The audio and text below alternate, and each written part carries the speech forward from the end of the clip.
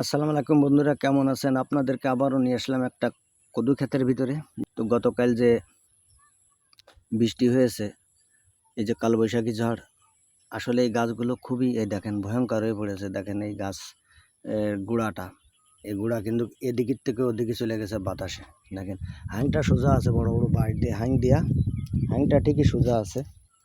এই দেখেন গাছগুলো সব উলটপালট করে ফেলেছে, মানে ছিঁড়িয়ে ভুড়িয়ে বিভিন্ন ধরনের সমস্যা হয়ে পড়ে আছে। দেখেন হাঁংটা ঠিকই আছে, কিন্তু এই যে খুরুন গেল এই রোজার ভিতর দিয়ে, এই রোজার পরে, তো এরকম রোদ্দুর বা এরকম খুরুন আগে পরে কখনো দেখা যায়নি। আর তীব্র গরম, পানি যতই আপনি খাচ্ছেন ততই কিন্তু আপনার পিপাসা লেগেই আছে। পানি খেয়ে আপনার পেট ভরে গেছে, কিন্তু আপনার পিপাসা মিটছে না, খালি গলা শুকায় যাচ্ছে। 30টে রোজা থাকার পরেও কিন্তু এরকম কোনো সমস্যা হয়েছিল না। কিন্তু তারপরে যখন এই রোজা থাকার পর এই যে গরম, তীব্র গরম, এই গরমেতে যে কি সমস্যা, তো দেখেন এই হলো এই জায়গার অবস্থা। অনেক গাছ ছিঁড়ে গেছে, অনেক গাছ শুকায় গেছে। তো আজকের বোঝা যাচ্ছে না, কাল যে বৃষ্টি হয়েছে এ বোঝা যাবে হলো আগামীকাল। এই দেখেন ঝড়ে, এই দেখেন গাছ ছিঁড়ে শুকায় গেছে। যদি একটু দেখাই আপনাদেরকে, এই ক্ষয়ক্ষতি হয়েছে হলো প্রাকৃতিকভাবে। বই মনে হয় 8-10 কাঠা হবে কদু গাছ লাগিয়েছে, কিন্তু আসলে সে কদু গাছ তো এখন দেখা যাচ্ছে যে এই ঝড়ের কবলে পড়ে অনেক গাছ ছিঁড়ে মারা গেছে। আর এ পাশে দেখেন এই ভুট্টা গাছ ছিল, এই ভুট্টা গাছের কিন্তু সব ভুট্টা তুলে নিয়ে গেছে। ভুট্টার গাছ পড়ে আছে, মানে 3-4 বিঘায় পড়ে আছে। তো ভুট্টায় শুনেছি যে অনেক দাম বা অনেক ফসল বা অনেক লাভবান একটা ফসল। তো আমাদের দেশের সরকার এই কৃষিকাজে যত ভর্তুকি দেবে, যত মডিফাই করবে, তত দেশ উন্নয়ন হবে, তত মানুষের অভাব দূরে যাবে, আর মানুষের কষ্ট দূরে যাবে।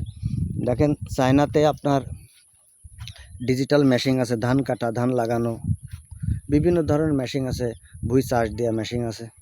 তো আমাদের দেশে খুবই কম আছে।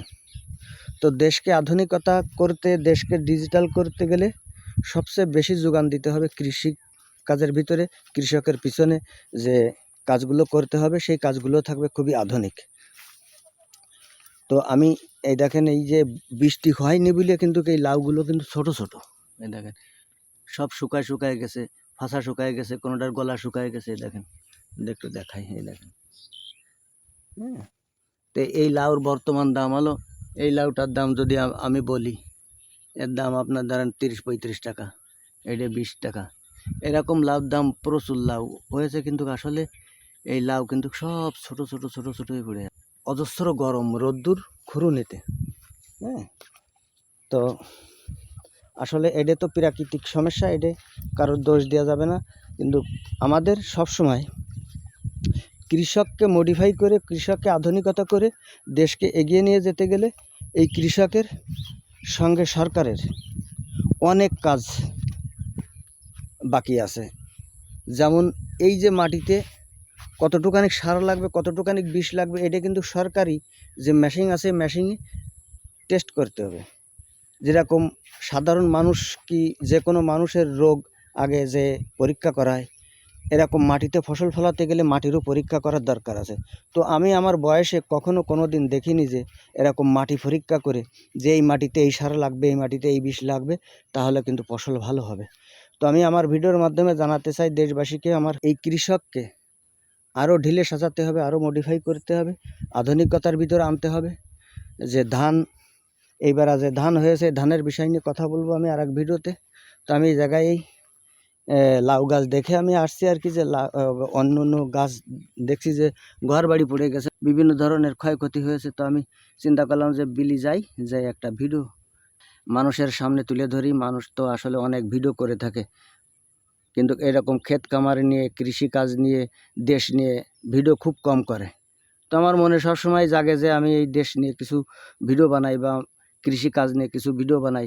আমার মনের ভিতরে সবসময় এই ধরনের কল্পনা জল্পনা সবসময় হতেই থাকে, কিন্তু আসলে গরিব মানুষের এই কল্পনা হলো মিছে, আর স্বপ্ন দেখা মিছে। তো যাই হোক, আমি দেখাতে পারছি মনে হয় আপনাদেরকে। তো আপনারা ভালো থাকবেন, সুস্থ থাকবেন। আশা করি আমার এই ভিডিওটা ভালো লাগলে অবশ্যই শেয়ার করবেন। কন্টিনিউ ভিডিও দেখতে থাকুন, অবশ্যই আপনার ভালো লাগবে। তো এই জায়গা থেকে বিদায় নেব। আল্লাহ হাফেজ, আবারও কোথাও দেখা হবে এরকম ভিডিও। ভালো থাকবেন।